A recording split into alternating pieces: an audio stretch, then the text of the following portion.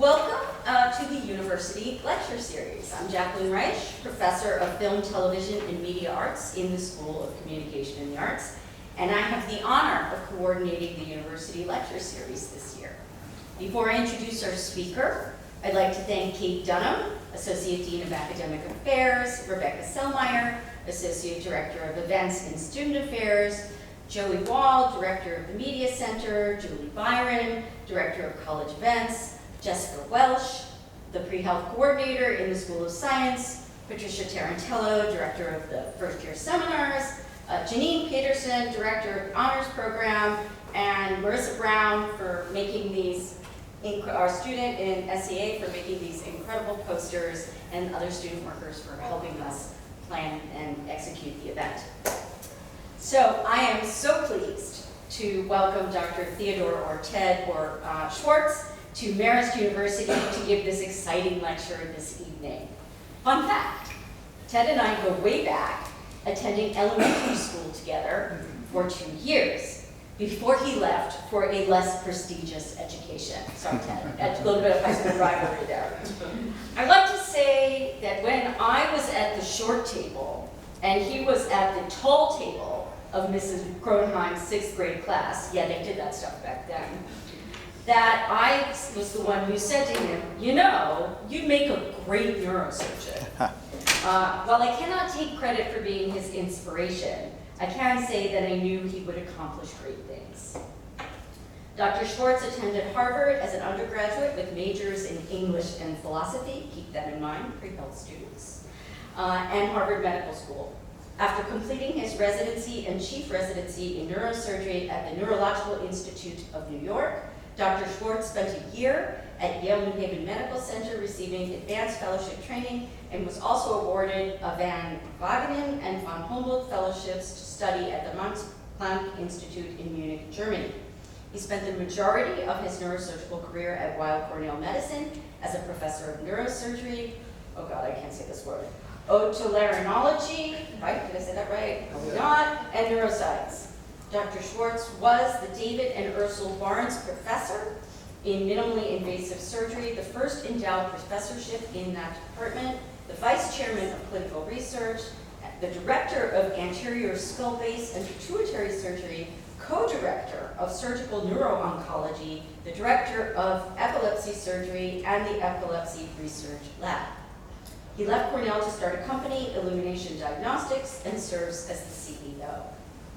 He is now a professor of neurosurgery at the Icahn School of Medicine at Mount Sinai and serves on the Scientific Advisory Board for Precision Neurosciences, a leading company on the frontier of brain interfaces. In addition to all his accomplishments, Dr. Schwartz has published Brain Matters, a biography of brain surgery, a fascinating and eminently understandable introduction to the field of neurosurgery. In the book, Dr. Schwartz discusses many fascinating cases and case studies, from the tragic, JFK, Natasha Richardson, to the inspirational, Lance Armstrong and Kate Walsh. I have had the privilege of seeing Dr. Schwartz in action. After a traumatic brain injury, my mother began to suffer a host of mysterious symptoms. We went to doctor after doctor and finally wound up at Cornell Weill Medical Center. Dr. Schwartz helped diagnose my mother with low-pressure hydrocephalus, the condition that Billy Joel currently suffers from. He successfully inserted a ventricular shunt to drain the fluid from her brain and prolonged her life for 5 years. So thank you. Please give a warm welcome to Dr. Theodore Schwartz, whose lecture is provocatively entitled, Will AI Ever Replace a Neurosurgeon? Thank you. Thank you. Wow, if you told me in 5th grade I'd get a hug from Jackie Reich, I would have been really excited. Professor Reich, excuse me. So thank you so much for having me here. It's really a pleasure and honor to be here. You are the same as you were in 5th grade, just literally a bundle of positive energy. And it's really great to see you again. So I'm glad we reconnected. That was a little personal note for her. So I'm going to do something that I don't do that often, which is actually give a lecture. Normally I do sort of a Q&A. But I prepared a speech to give to you all. Hopefully that will engender some questions and thoughts among you all. So I'd like to start for the moment by bringing you all into the operating room. Today I'm operating on a 20-year-old woman. A few weeks ago she was diagnosed with a benign tumor about the size of a chestnut smack in the center of her brain. The word benign means that this is not a cancer, so there is no risk that it will spread throughout her body. But that does not make this tumor in this location any less dangerous. Without surgery, it will just continue to grow. Over time, it will slowly extinguish her ability to walk, to talk, to feel, and to think, until she eventually perishes from it, just as much as if it were a malignant form of aggressive cancer. So it needs to come out. I've spent most of the morning doing what us brain surgeons call the opening. In order to get where I need to go, I've placed my patient in a seated position with her neck flexed, and I'm sitting behind her so I can work up through the back of her head, the route I've decided will be the safest to get me where I need to go. I made a linear incision right where the top of the neck meets the base of the skull, removed a small piece of bone, and opened the thick covering of her brain called the dura to expose her cerebellum, the small hindbrain that rests just below the main part of the brain we call the cerebral cortex. I put her in this seated position so that gravity will help the cerebellum fall away from another structure called the tentorium, which is a thick band of fibrous tissue that forms the roof of my corridor while I'll be spending most of the rest of my day. For the last hour, I've been carefully creeping over the top of her cerebellum, millimeter by millimeter, just to get a glimpse of her tumor. Everything in this room is specifically designed to help me do my job. I'm sitting on a special motorized chair, my arms resting on supportive armrests to minimize my tremor. I'm looking through a microscope so I can peer deep into her brain down this very narrow, dark corridor. Now, this is not your typical high school biology microscope. The neurosurgery operating microscope weighs over 500 pounds. Its wheels are locked to the floor to keep it motionless.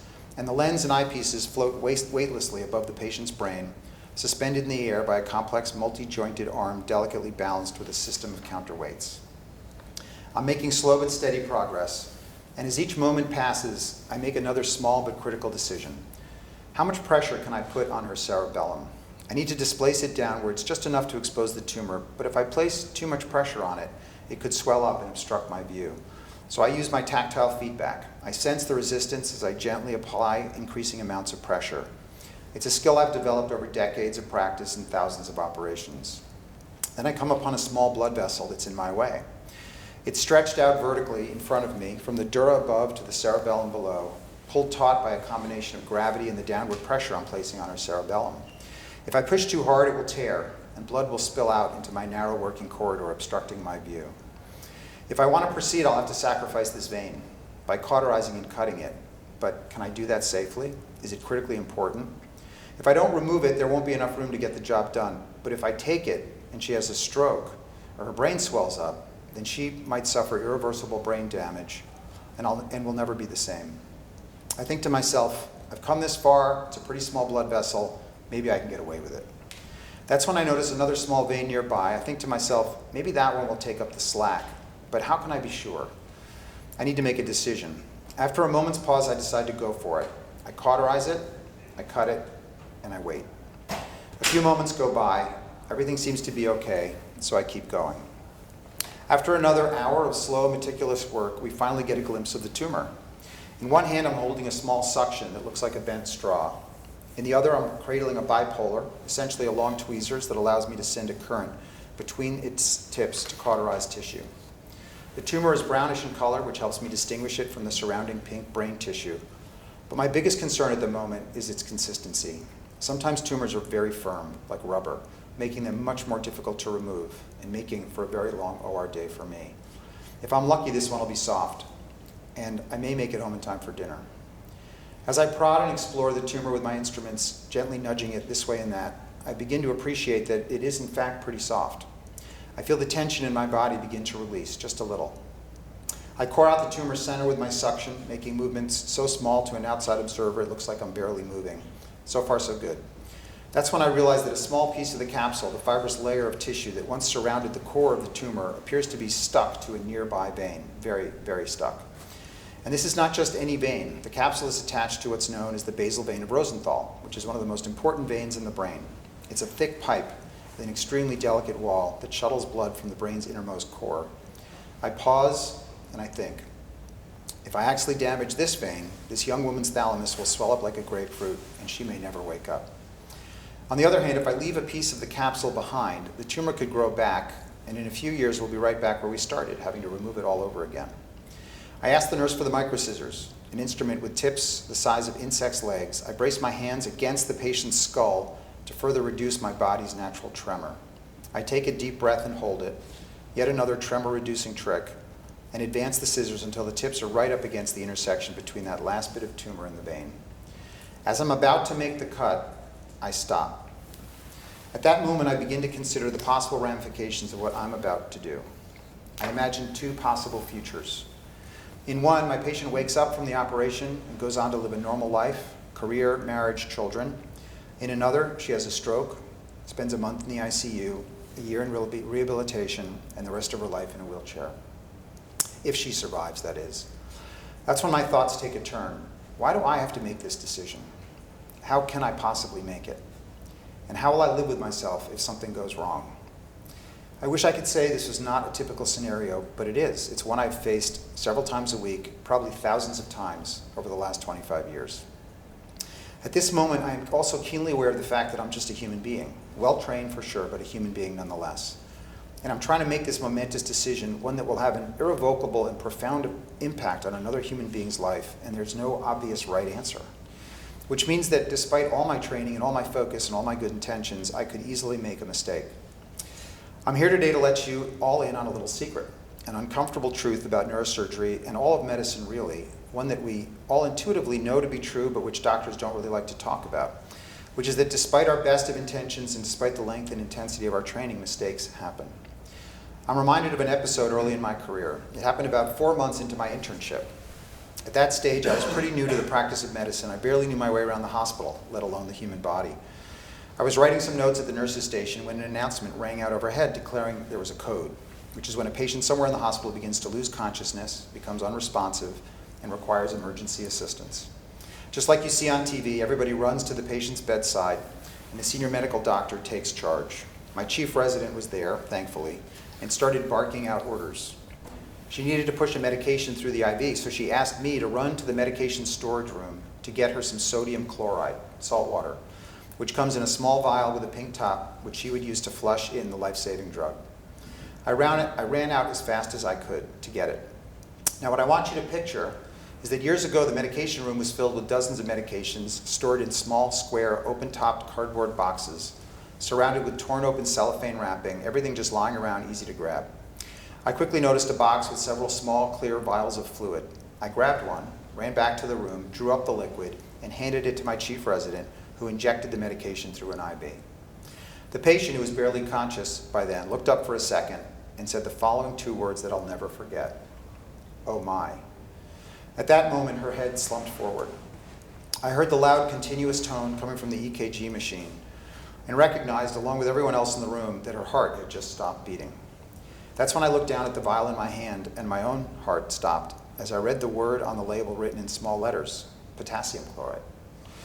Now, unlike sodium chloride, potassium chloride, if given in high enough doses, will stop the heart. It's part of the trio of medications that makes up the lethal injection given to end the lives of prisoners on death's row. As it turned out, potassium chloride at the time was stored in an identically shaped bottle as sodium chloride, in an identical cardboard box as sodium chloride, wrapped in identical cellophane wrapping, sitting right next to the bottles of sodium chloride. The only obvious difference was that the potassium chloride had a green top and the sodium chloride had a pink top, which was a subtlety lost to an intern 4 months into his training in the panicked heat of trying to save another human being's life for the first time. Now I was faced with another decision, what to do. Balancing my own liability against the patient's life, I ran up to the resident, pulled her aside, and confessed to my mistake, as well as the true contents of the vial. She took it in, looked me directly in the eye, and told me never to tell anyone else what I just told her. Then she turned around and saved the woman's life. It was an event of such emotional magnitude that I remember it like it happened yesterday, and it still haunts me to this day. But the patient survived, and I'm happy to report that 30 years later, hospitals no longer leave potassium chloride lying around next to identical-looking vials of sodium chloride. It's now locked away in a cabinet, and the key is only available upon special request. But the point is, human beings are fallible. Mistakes happen. The behavioral economist Dan Kahneman, who writes about the various sources of noise and bias that cloud human judgment, once wrote, "Where there is judgment, there is noise." As much as we'd like to all think that neurosurgical judgment is free from noise and bias, I'm here to let you know that unfortunately this is not the case. Just like judges who give out more guilty verdicts before lunchtime since they're hungry and want to get out of court quickly, and insurance claims adjusters who provide wildly different assessments of the same damaged building depending on what they ate for breakfast, so too are neurosurgeons influenced by idiosyncratic experiences unique to them and to them alone. For example, how was this tumor managed by the one person I happen to have trained with? What was the outcome the last time I did this operation? If it was good, I'm more likely to do it that way again. If not so good, I may be tempted to recommend against surgery, even if it's the right thing to do, or try a different approach. How do the members of my current department think this tumor should be managed, and will they agree with my decision, or will they judge me as inept if something goes wrong? These factors are not at all universal and vary from surgeon to surgeon and from hospital to hospital.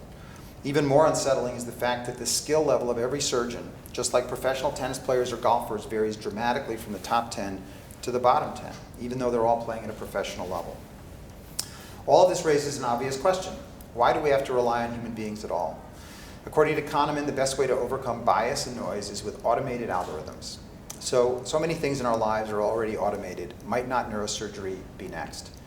Put it more simply, could an AI ever replace a neurosurgeon? If we think about it, AIs are already impacting the practice of medicine everywhere we look.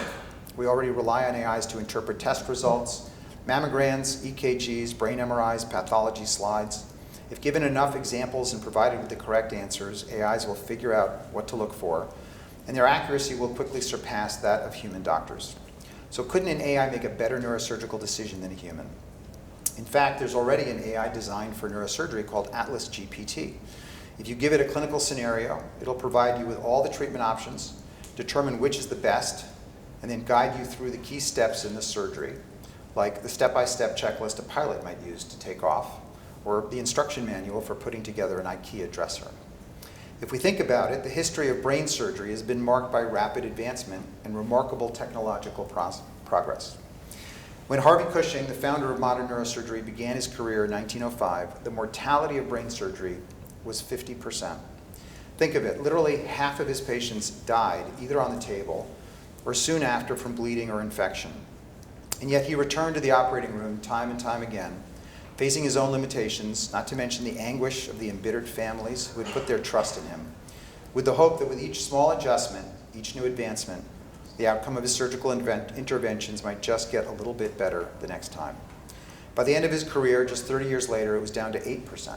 Partly due to the development of anesthesia, antisepsis, but mostly from the evolution of his practiced, ever-advancing, meticulous surgical skill set. Even during my own 25-year career, neurosurgery has changed dramatically. When I started, if I wanted to remove a tumor lying deep in the brain, I'd make a large C-shaped incision in the skin, detach the muscle for chewing on the side of the head, remove a piece of bone about the size of a bread plate, and dissect around, or sometimes even go through the brain to get to the tumor. Now I can remove the same tumor without making any incisions whatsoever, operating through the nostrils using an endoscope, a long thin telescope, as well as long specially designed instruments.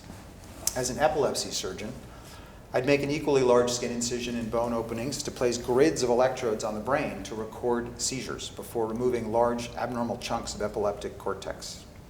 Now I use a robot to help guide spaghetti-thin electrodes into the brain through pinhole openings in the skull and ablate those same epileptic foci with a laser probe slipped through equally small slits in the bone.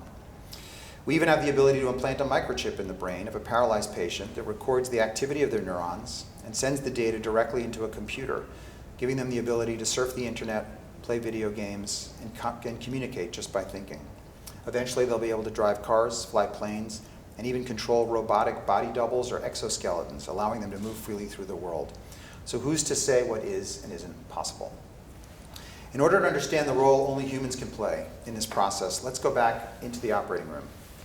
As I sit there in my chair, arms supported, hands braced, gazing under the microscope, my microscissors poised to make that final cut to remove the last remnant of tumor stuck to the vein, another thought runs through my mind. I think back to the first office visit when I met this young girl and her parents. We reviewed the details of the operation. I answered all of their questions. As the visit was ending, her father pulled me aside in private, looked me in the eyes, and said, "Doc, I know you're supposed to be the best, but I want you to make me a promise." I answered, "Of course." He said, "Promise me you'll keep my baby safe." This was a profoundly human moment. I have 4 children of my own, including my 2 daughters, roughly the same age as his daughter. I immediately knew exactly what he meant. I understood without him saying another word what was on the line. Neurosurgery, like all fields of medicine, is a deeply human activity, one that creates a connection between human beings, struggling with the frailty of our shared human condition. Great surgeons don't just have great hands, they have great bedside manner. When I first told my parents, I wanted to be a neurosurgeon, my mother was deeply disappointed. She thought I'd choose to become a pediatrician. She thought neurosurgeons were cold, emotionless technicians, robots, if you will. That's just not how she saw her child. But while this may be the reputation of neurosurgery, it's far from the truth. Human connection is very much a part of our jobs, in more ways than you might think. For example, one of the operations I often perform is awake brain surgery, where we literally have to remove a brain tumor while someone is alert and speaking. It sounds terrifying, right out of a horror movie, but I assure you we do this all the time, and patients are safe and comfortable. Once the scalp and the brain's coverings are anesthetized, there's nothing painful about it. The brain has no nerve endings, so you can literally touch or cut into it and the patient will feel no pain. They won't even know you're doing anything. You might wonder why we would ever want to perform such a surgery. Well, it turns out that sometimes tumors grow next to very important parts of the brain, like the parts of the brain that control movement or language, our ability to speak. And the brain doesn't come with labels. So looking down on the brain, you have no idea what does what. You have to map it out to figure that out. This involves touching the surface of the brain with an electrode, which briefly activates or disrupts its function in a very small area. If you touch the part of the brain that controls movement, the arm or the leg will move, depending on what part of the brain is activated. And if you touch the part of the brain that controls language, the patient won't be able to talk or won't understand what you're saying, just for a brief moment. So I'll literally be operating on someone, removing their tumor, while carrying on a conversation, asking them about their kids, their interests, their favorite book, music, literally anything to keep them engaged and distracted from what I'm doing. Imagine cautiously digging around in someone's brain, worried about going too deep, while simultaneously having a casual conversation with the patient, trying to put their mind at ease and helping them not think about what you're actually doing. This requires a certain level of humanity to create that connection in the operating room. Without it, the patient might become nervous and uncooperative, and that can place the whole operation in jeopardy, not to mention their safety. So could an AI create that type of human connection? Perhaps they could, like an AI psychologist, or perhaps there might be a role for human doctors to work alongside robotic surgeons. But what about the operation itself? Could a robot perform brain surgery more safely than a human? Think about the young woman on my OR table and the decision I'm facing and the safety of the tiny movements I'll need to make if I decide to proceed. Robots don't have to brace their hands and hold their breath to reduce their tremors.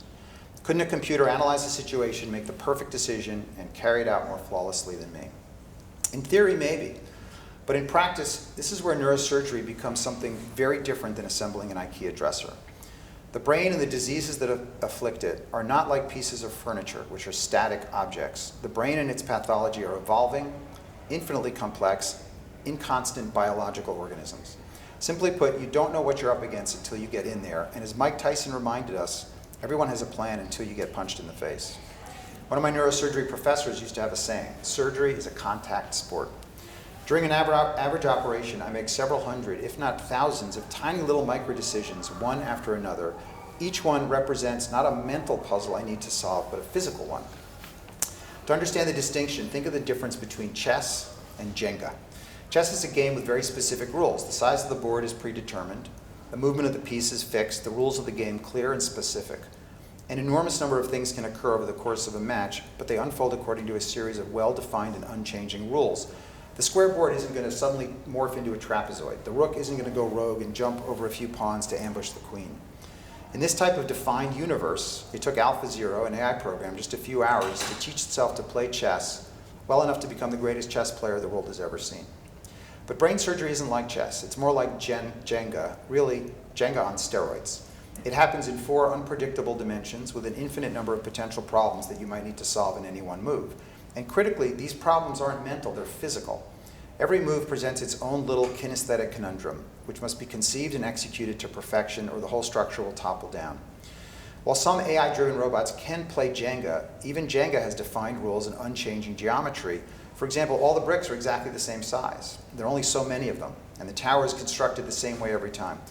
If you alter the consistency of the bricks, make some rougher, others smoother, some slightly different in shape, the robots fail miserably.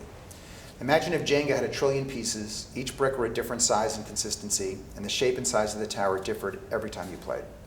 Physical puzzles like these are better performed by the human brain. Have you ever seen a video of a group of robots trying to play soccer? It's pathetic, really. A group of second graders would kick their butts. And there's a reason for that, because solving physical problems, physical puzzles, is literally what our brains were designed to do. Think about it. Our brains evolved inside bodies whose sole purpose is to keep us alive long enough to reproduce.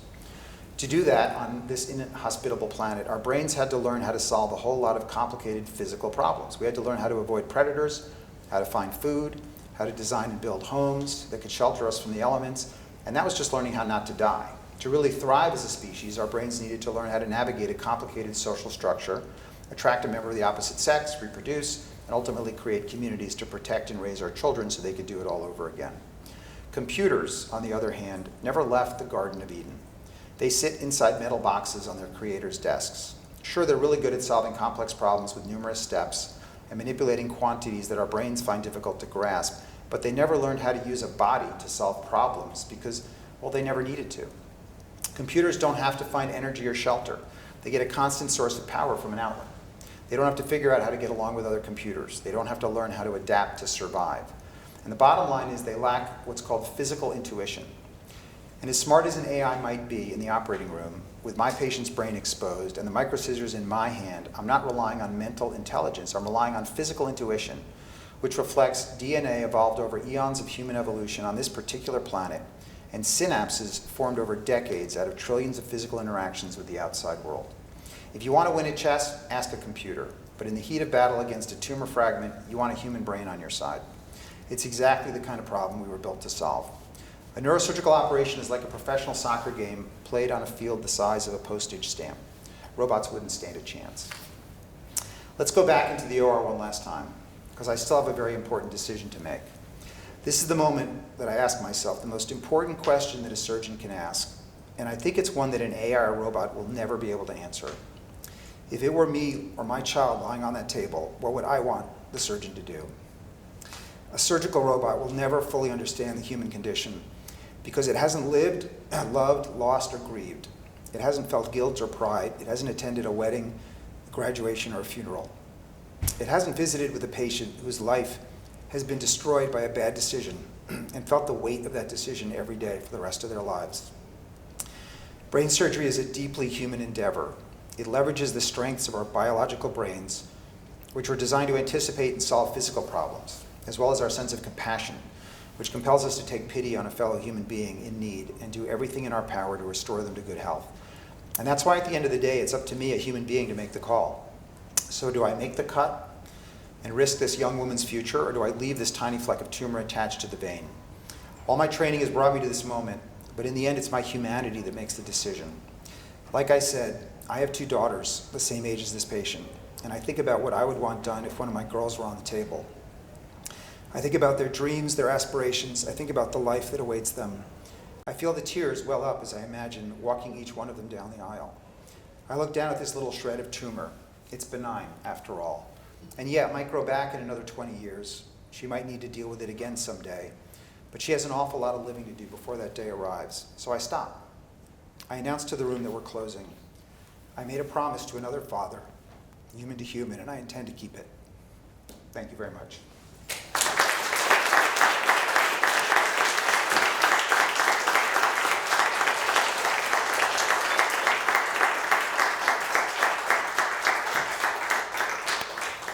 That was the first time I ever gave that speech, which is why I teared up a little bit, because it was a first. So, is this on? No? Okay. So we're going to have a little bit of a Q&A here between the two of us, and then we'll open it up, because I have a ton of questions. So the first one actually has nothing to do with your talk, okay, but it is a little bit about, since we are here, many of us writers, what prompted you to write the book? Right? So there's, the book is up there. And why this title? You're hooked up. Yeah, can you hear me? Do I need a mic? Actually, I think I'm supposed to use it. So, I had never written a book before. I had done a lot of scientific writing. So I was very comfortable. The hardest part about writing a book, and everyone says, I'm thinking about writing a book, but the hardest part is having the discipline to actually sit down and write it and make yourself just sit there. And I had developed that discipline over years of writing scientific articles. I would spend my weekends editing and writing, and I've written a lot of papers. So I was very comfortable facing a blank page and just writing. I also love having conversations in the operating room. Like, one of the things I love doing is I get to train residents. So I'm training kids in their 20s, and we talk about whatever, and you talk about neurosurgery and why you're doing what you're doing, and you start to think about it, on a sort of meta level about the practice of neurosurgery. As you heard, I majored in philosophy and English. I was still reading a lot of philosophy. I would, listen to books on tape constantly during my commute. So I was still reading a ton, listening.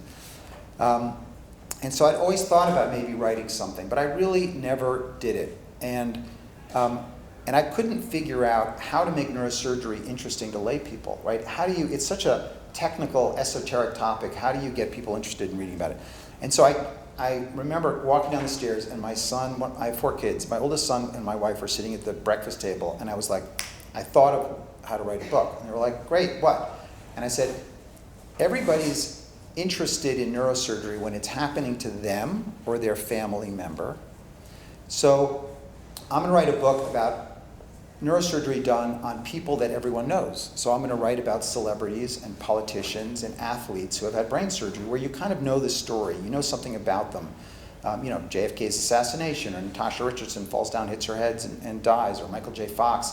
They all had neurosurgery. And I said, I'm going to tell those stories, but I'm going to tell it from the perspective of a neurosurgeon, to try to say, why is this interesting? And then say, all right, who was the first person to ever do it? Teach about the history of neurosurgery a little bit. And I remember, I was like, I'll make it like the People magazine of neurosurgery. Like, that was my original thought. And my wife and my son were like, that's the dumbest idea we've ever heard. Like, that was I got literally no positive feedback. But I just sat down and started writing it. And once I started writing it, I started to think about, all right, what's the myth of the neurosurgeon? Because there is a myth of, like, it's incredibly hard to do, it's not rocket science, it's not brain surgery. Where does that come from? And so I started to explore it almost like I was writing an English paper in college, like the teacher gave you an assignment, like, explore the myth of the neurosurgeon. Where does it come from? So I started to look at that, and then I realized that there were 2 myths, really. Like, either you're this brilliant scientist or you're a mad scientist. And there's a lot of Hollywood movies where neurosurgeons, like in Get Out, or Dr. Strange is the other one. Dr. Strange is the brilliant neurosurgeon. But there's also ones where they're sort of, Hannibal Lecter, right? He's another sort of classic neurosurgical depiction, even though he's a psychiatrist. So I wanted to figure out where that myth came from. So I ended up researching the frontal lobotomy and what that was all about, and the history of neurosurgery and Harvey Cushing. And so it just sort of evolved from those questions of, what's the myth of the neurosurgeon? Let's trace it, and let's tell the stories of celebrities and politicians who had neurosurgery and why it was important. And then as you're writing it, you realize, wow, I kind of have to tell my own story. Like, if I'm the narrator of this story and I want to be a credible narrator, I have to say what it's like for me to be a neurosurgeon, to be in these different situations. And those were kind of the threads that I tried to run through the whole book. I'm listening to your book right now, so I can attest that it is really gripping. And I have a lot of students here in my Stardom and Celebrity class, so they are appreciating, I'm sure, some of this approach that you're talking about. Why the title? Because the title is really interesting. Yeah. And I kept messing it up when I was making the posters, because it was so unique. So what's interesting about writing a book that I didn't realize is that you can come up with a title, and you may have an imagination of what the picture will look like on the cover of the book, but it's the publisher that actually decides for you what that is going to be. So Gray Matters was my title, but a biography of brain surgery was not what I had planned on the bottom part, but I do like it. There's a very well-known book by Siddhartha Mukherjee, if you're interested in medicine, who wrote a book called The Emperor of All Maladies, a biography of cancer. And he's a brilliant writer, and he's great, and it's a great book if you're interested in cancer. And so I think the publishers like the idea of playing off a biography of cancer, and there are other books that say a biography of this or a biography of that. And I liked the subtitle that they gave it, a biography of, and actually when I wrote my initial description of the book, I would say it's like a biography of brain surgery. So I had used that phrase, but I didn't plan on it being the subtitle. And I like it because it's not really it's not my biography, and I didn't want it to be my memoir. It's really a biography of the field, the discipline of brain surgery. And then if you want, we can talk about the picture, because that was totally, they just presented that with me, like their artists came up with this picture. And I was initially taken aback, like it's an empty face, right? It's sort of a weird, odd picture. And the more I looked at it, the more I really liked it, because what it represented to me was that it's not about any one neurosurgeon, it's about all neurosurgeons. And a neurosurgeon of any gender and color, and so you can put anyone in there. And it's sort of the myth of this sort of missing neurosurgeon into which you can fill anything. So the more I thought about it, the more I liked it. Yeah, actually, you have a really interesting, in that opening chapter, you do talk about who is the typical neurosurgeon. And some of the, do you want to give some of those statistics? Because those are really fascinating. Yeah, I tried to write it. Well, there are statistics about gender and color. I don't know if that's what you meant, right? Because then I sort of write about like the high school lunchroom kind of depiction of who goes into neurosurgery. Right. But we think of neurosurgeons as white males, and the truth is that the majority of neurosurgeons were white males, for sure. The number of women is increasing quite a bit, and it's now at about 20%. It's going to go up to 30%. But the number of underrepresented minorities is actually fairly low. African Americans has always remained at like 3, 4, 5%. It's still very low. And so that's something that our profession needs to work on, that people actively are working on. That's a separate conversation. But the other question I thought you were going to ask has to do with who chooses to become a neurosurgeon? Like, what's the neurosurgical personality, even at your age? And as I've gotten to know more neurosurgeons, you see the same things over and over again. And one is the sort of the athlete who, is a type A personality and likes to sort of take on the hardest thing and looks at it as a challenge. Or the other is a musician and who, likes the technical aspect of neurosurgery and working with their hands in practice. The other is sort of the scientist who wants to figure out how the brain works and is really interested in the neuroscience of it. The other could be, a first generation who sort of wants to plant a flag, or, their parents didn't go to college, or they're of an underrepresented minority group and they want to sort of prove something. And then the other very common one is someone who was touched by neurosurgery. And in fact, just today, I spoke to a student in medical school and who was applying for neurosurgery, and I said, well, why did you decide to go to neurosurgery? They said, well, when I was a kid, my aunt had a glioblastoma multiforme, which is a malignant brain tumor. And it was I was so moved by it that I became interested in brain tumors. And it's very common for neurosurgeons to choose it because someone in their family's life was saved by a neurosurgeon, or one of their parents was a neurosurgeon, and so they sort of followed them into work. Typical things that you'd imagine, but you see those themes over and over again. Excellent. All right, I'll ask one more question and then open it up. So in your book, you take positions on some very hot-button topics. Right? You talk about lack of resources for trauma centers, concussions, and CTE. And so what are your thoughts on the current state of American healthcare? Sorry. Yeah, that's a big one. That's a big one. American healthcare is incredibly fragmented at the moment because there's so many different payers, right? And there's so many different plans. And there's so many special interest groups, and because of the way America is organized as a country, I don't see it changing anytime soon. I don't see it getting better. I don't see us having a socialized system.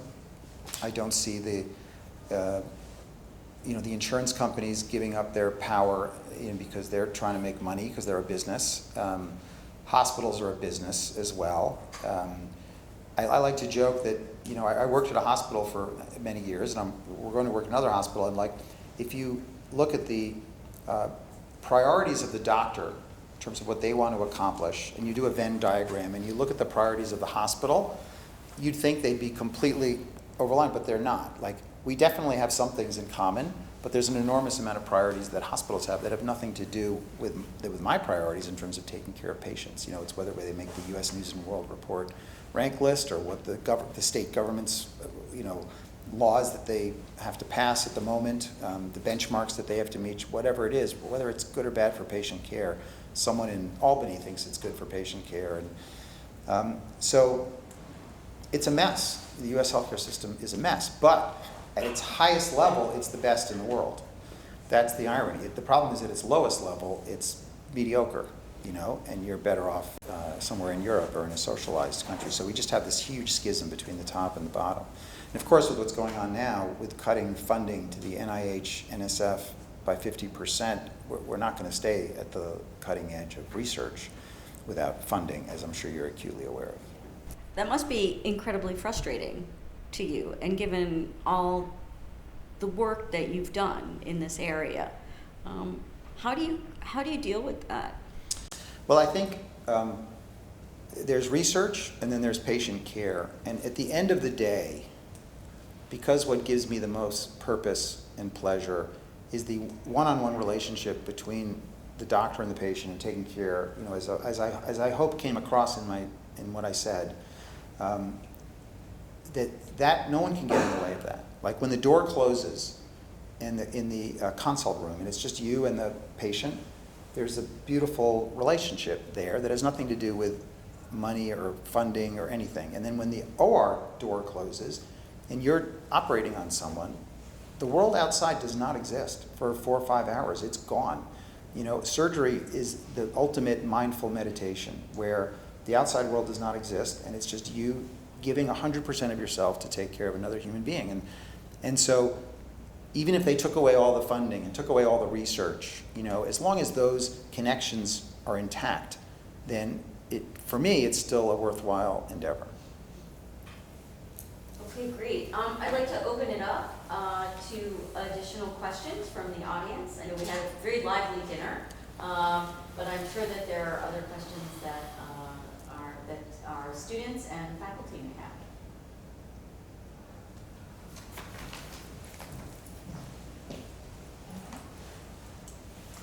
Hi, Islam. From your speech, I took it that you had to make emotional decisions. But I felt like, is it not possible to convert them to logical decisions? For example, once you identify that there is a risk, if the patient ahead of the time told you that they're okay if they want to get operated again versus staying on a wheelchair, if you knew those kind of decisions, so can this not be converted into a logical decision system? So it's a great question. And as you can imagine by what I said, my answer is going to be no. But is it possible? Can you imagine it being converted into enough logical decisions? Yeah, you could certainly imagine it. But just because you can imagine something doesn't mean that it's possible. So when you're in the operating room making those decisions, so I guess what I want to say is it's very hard for a patient to fully understand the ramifications, even if the patient tells you what their preferences are beforehand. Sometimes what a patient says makes no logical sense. I've had patients coming to my office say, Doc, I don't care what you do, just take the tumor out. And they don't realize what life will be like if they're in a wheelchair for the rest of their lives. They're making a decision, an emotional decision. The patient is asking for it. Or they'll say, if I'll tell a patient, your tumor is benign, it's not causing any symptoms, we don't need to do anything. We're just going to follow it and do another scan in a year. I've had patients say, no, I want you to take it out. I do not want that tumor in my head. I can't live with knowing. And I'll say, no, I'll refuse to take it out.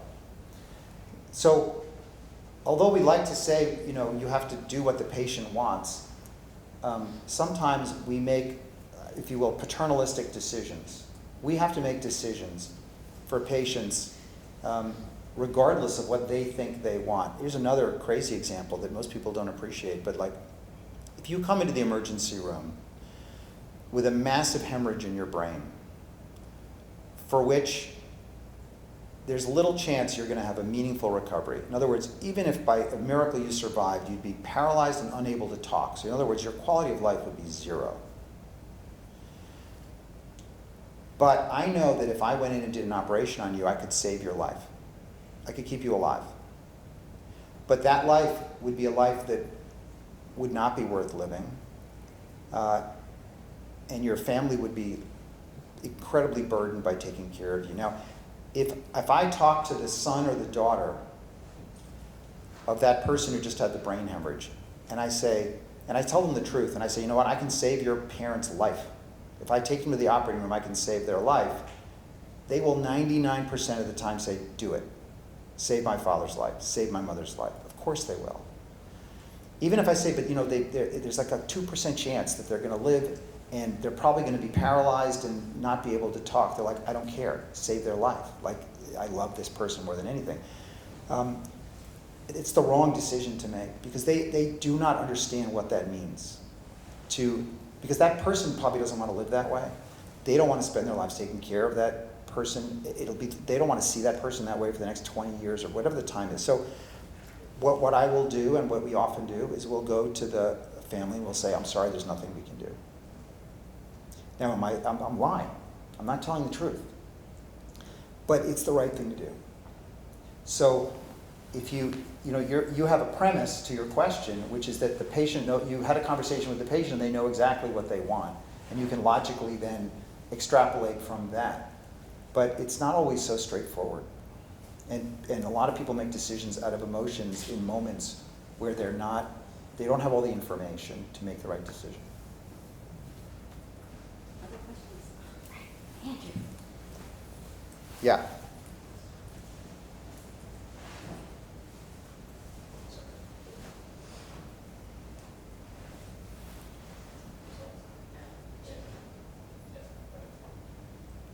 I received surgery over the summer. I didn't have ectomy, and my ENT went to the same school as you. So I want to ask you more about your educational background. What was your experience, and how did it all go down for you outside of that? Sorry, say that again. I didn't understand. How did it go down? What? Or how was your education overall? How was it? Meaning, did I get a good education? Like good education, like what you got out of it too. Well, I mean, I had a remarkable educational pathway that I loved, because I majored in a non-science. Like, I went to college thinking I was going to major in science, and I pivoted to the humanities, and I loved reading and learning that, and then I was able to still do the pre-med stuff on the side, which was great, and I took 2 years off along the way and traveled for a year, but always doing something somewhat educational, but traveling. And then I spent a year doing research, on the way, and everything that you do contributes to who you are. So it was my path that brought me here to Marist College. So it obviously I made all the right decisions. But everybody has their own path to do. But but the other thing I learned, there's a great saying. Yes, I went to Harvard College and Harvard Med School. And it sounds impressive on a CV. But the truth is, I learned exactly the same stuff at Harvard Med School that you learn at every med school in the country. And you don't have to. And then actually my first job was at UMD&J at Rutgers, working with the residents there, and they were incredible. I mean, they were so hardworking and so passionate and so smart that you realize that there's, in something like neurosurgery that's very self-selecting for people who want to make a sacrifice to help other people, the quality of people who I met along the way were remarkable, regardless of their educational background. Good question Yeah. here. Thank you so much for your talk. I really appreciate it. I was curious to hear that you majored in philosophy and English as an undergraduate. A close friend of mine is a surgeon at Vassar Hospital. He's the residency director. And his advice to students is often like study something in humanities in addition to doing what you need to do. And I was curious, you're an outsider, and I think that they early on kind of adopted this approach of trying to attract humanities students to medical school. I was wondering if you could talk a little bit more about the role that philosophy played, English played, in your development as a person, and how that took you to the Yeah, I think that if your goal is to be a surgeon scientist or a doctor scientist where you're doing basic science research and you're working in a laboratory, you're probably better off majoring in science. But the majority of doctors do not do basic science research and run laboratories. I did, so I was a little unusual. The majority of doctors are taking care of patients, and I think the philosophy and English and humanities background becomes much more important, certainly if you go into psychiatry, right? I mean, that is an easy, you can understand that one. But a lot, even primary care, like so much of what you do in primary care has to do with getting to know your patient and becoming almost like a family member and knowing their family, and you're somewhat of a psychiatrist also. And you know, if you're a whole doctor, you're taking care of all aspects of your patients, including their psychology, and having that humanistic background is incredibly important. Does it make you technically a better neurosurgeon? No, it doesn't. You know, and I don't think that gets better because you major in philosophy and English. But you know, does it help you ask questions that other people may not ask, that can help propel the field forward and develop research questions, because you're used to the concept of saying, you know, going back to first premises and saying, why are we doing it this way? Like maybe we should do it a different way. I think that's very useful training. Thank you. I'm going to pass it to a student first, and we'll alternate. So coming from a college student, looking at like your undergrad and med school, how did you get through like these tough times and like those tough classes? Like what strategies did you use? And like, It's funny, you just reminded me of something. I remember being in medical school, and I did my surgery rotation. I was in Boston. I was living in Jamaica Plain, and Boston gets really cold in the winter. And for surgery, you had to get to the hospital at 5 a.m. to pre-round on the patients for rounds at 6 a.m. so you can get to the OR by 7 a.m. So to get to the hospital at 5 a.m., I had to get on a train in Jamaica Plain at 4 a.m. And it was in like December in Boston, which is like 20 below. So I remember waking up and standing on this platform, 20 below, at 4 a.m. in the morning, pitch dark, and being like, what am I doing? Like, this is crazy. I was so upset. And then when I decided thought I wanted to do neurosurgery, I remember being resentful that I had to wake up that early. I hated waking up early. I hated it in college. You know, I wanted all my classes started at 10 o'clock or later. And so I remember that feeling. And I had one of these like calendars that had like a saying of the day or saying of the week. And there was this saying I put up on my mirror from Thomas Paine that said, "These are the times that try men's souls." And I literally taped that to my mirror. And every morning I would wake up and I'd look at that. And I would be like, this is like a test. Like these are the times that try men's souls. Like you have to, let's forget about the gender specificity of it, but the point is some things are really hard. And if you want to do something hard, you have to be willing to make sacrifices, and it's going to be really hard. You know, that's just the way it is.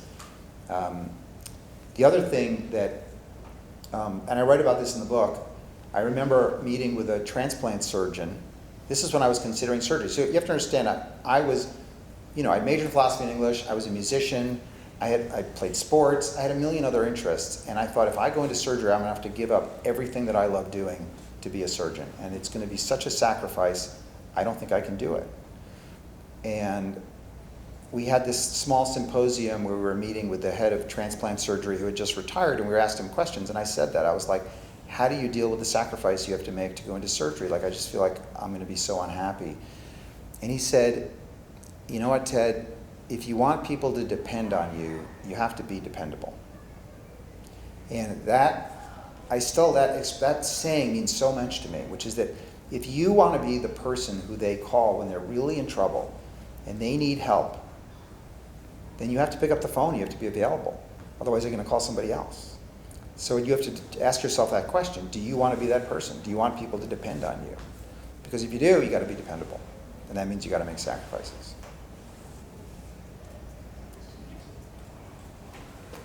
Interesting thought, especially now.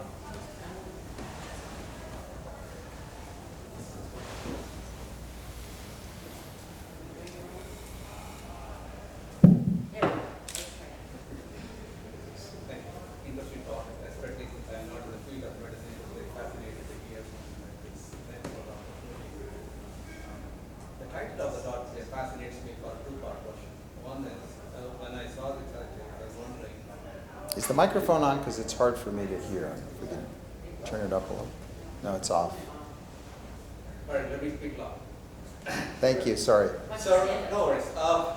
So, two-part question. One is, when I saw the title, I said, all right, this is an interesting thing. Will AI ever replace a neurosurgeon, specifically on the field of neurosurgeon? So, as an expert in this field, or the other areas of medicine that AI will ever replace? That's part one. Part two is the same question, same title.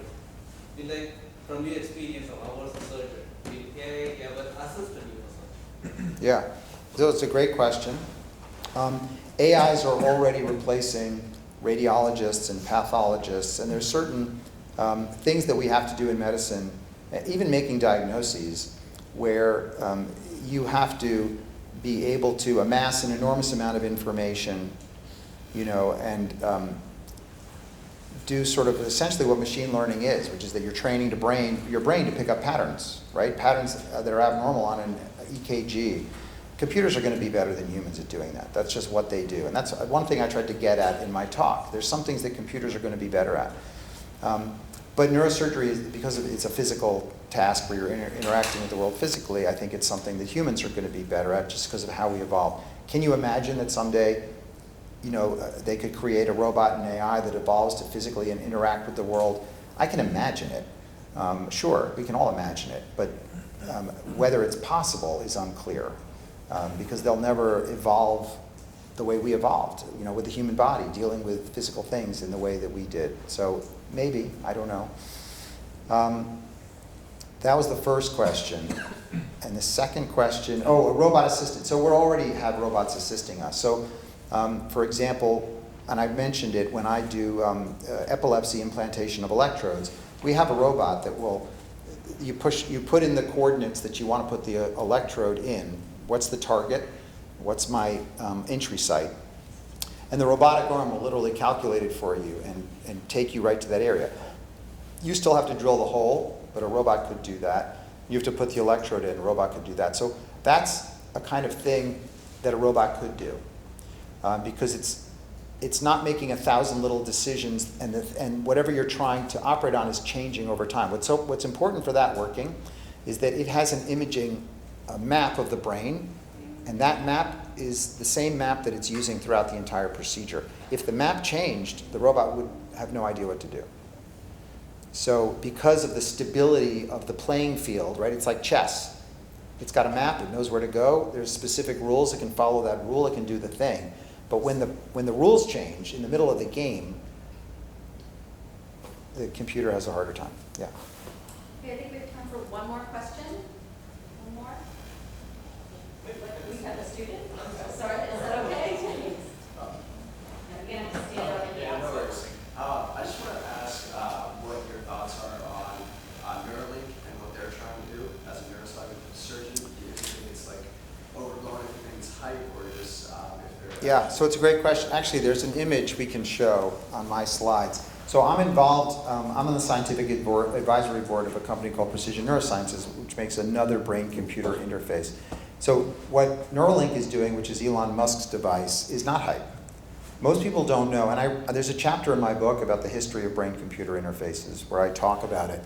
If we go to one of the last, it's like the last slide, really. So here, this slide.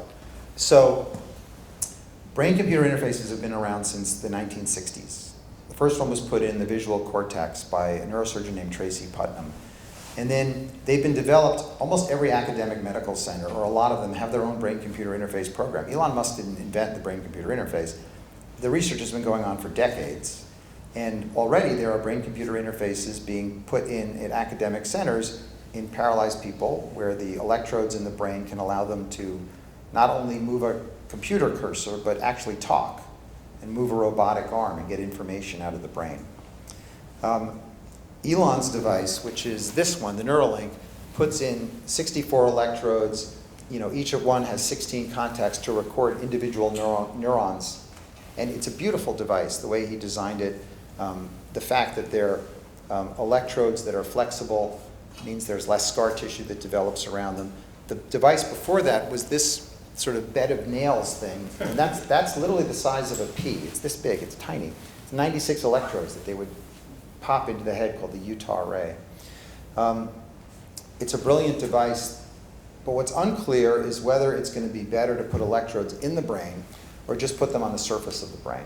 And that's like this device. This is an array, that's 1,024 electrodes. It's the size of a postage stamp.